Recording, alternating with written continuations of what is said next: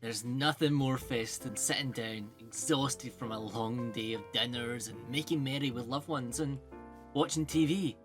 And nobody does festive programming than the BBC, who brings out special after special every year. One year does come to mind, and that is 2008.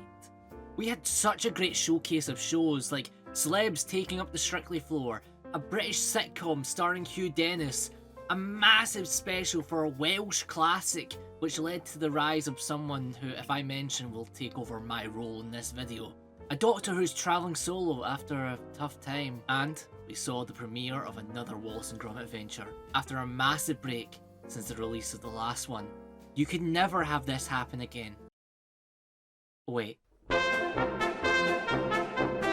Directed by Nick Park and Merlin Crossingham, Wallace and Gromit: Vengeance More Fowl is the second feature-length film after 16 years. From the masters of animation that is Aardman, this is their first film that won't be produced by DreamWorks.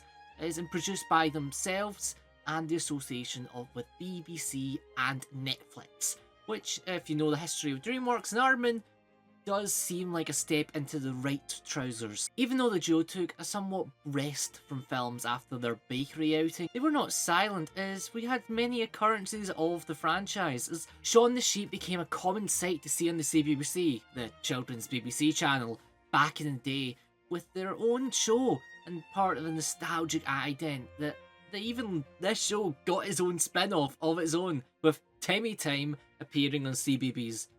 Some of the movies of Shaun the Sheep are really fun watches, with surprising faces to give their voices to this cast. There's also the Wallace and Gromit Thrill-O-Matic at Blackpool Pleasure Beach that opened in 2013, which rethemed the previous Goldmine, with films that the double act had appeared in so far. I did get stuck in this ride once. And what was in front of me was rather uncomfortable. Anyway, we aren't here for a history lesson, because I will hyperfixate over the history of Aardman, and I already have I can't even continue this joke, because like the video catalogue I have is just baffling. How have I got it so big? I have so many videos I have ideas for, but I just don't have time for. The main thing I want to talk about is the production Aardman had behind this. As someone who had a history of puppets and was one of those stop motion kids growing up who used to... I love Morph.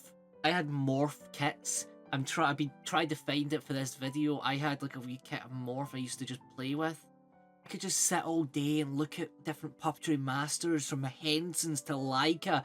It's just seeing how Aardman makes their puppets, including metal frame, and how much they praise imperfections with their fingertips. Really, the idea behind of it's not perfect, but it shouldn't be, is something that should be praised. Of course, you have to go through every detail to whittle down every phonic sound of a word to make sure that's right. Used expert lighting to bring a noir atmosphere to a scene, and fluid movement that almost brings reality to clay. But seeing the fingertips helps bring what this movie strives on. Even with CGI used in the water during the big canal chase near the end of the film, it just looks so beautiful than other movies that even recent years, they've managed to make something that seemed real. This CGI complements stop motion rather than replacing it. In the film, we get to see the return of the inventor and his best companion and friend, as Wallace is making a brand new invention, Norbot, a robotic garden gnome who's designed to do all the garden work, too much again to Gromit, whose garden is changed something that's flat and lifeless. Everything smooth and rounded. The comparison to the over-reliance on technology, with Wallace making inventions to solve every problem leading to nothing being done by hand. Even comparing to how he wakes up to other movies, this usual fun moment of seeing Wallace wake up in the morning has become a complex mess of creative laziness, using this technology rather than doing actual effort. Anyway, this leads to a new business venture of him just sending Norbot to do gardens. Ben Whitehead does an excellent job as his first film appearance as the voice of Wallace after the death of Peter Sallis. Whitehead has been voicing Wallace since 2009, when Telltale made the Wallace and Gromit Grand Adventure game and has kept the inventor true. That wasn't the only voice we hear come back, however. Police Constable Albert McIntosh, who's voiced by Peter Kay, the legend comedian that he is, appears as now the Chief Inspector. If you don't remember this character from Wallace and Gromit, Curse of the Were-Rabbit, he has one of the greatest lines in all of cinema. If you ask me, I'll tell you. If you ask me, this was arson. Aye, someone arsing around. That's right. The creative cast continues on as we have Diane Morgan as On Your Doorstep, Lauren Patel as PC Muckaby, and even Muz Khan as Anton Deck.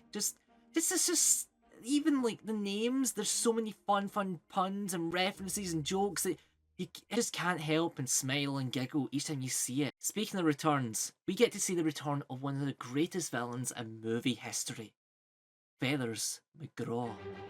Again, another essay video would be needed to just list explaining why people find him so threatening, because he is. Somehow, people rank him and higher in so many lists, just saying, I'm terrified of this penguin, this creature with its neutral expression. Like, Gromit is able to emote using his eyebrows, while Feathers uses his expressions, all coming from reactions and use of lighting, to give him a sense of menace to this 3-foot-tall criminal.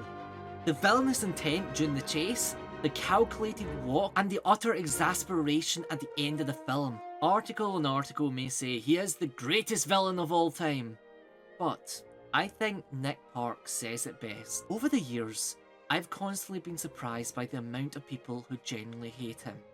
They think he's evil, but look, he's only a 4-inch tall piece of plasticine. Wallace and Gromit, Vengeance Most Fowl is not only a grand return of two British staples, a duo whose appearance brings nothing but smiles, creativity and a pondering for cheese, but is a shot in the arm for Aardman as they showcase how we view art and connect to it. As technology grows more terrifying by the day, we just need to remember that nothing is better than being able to leave your own fingerprint.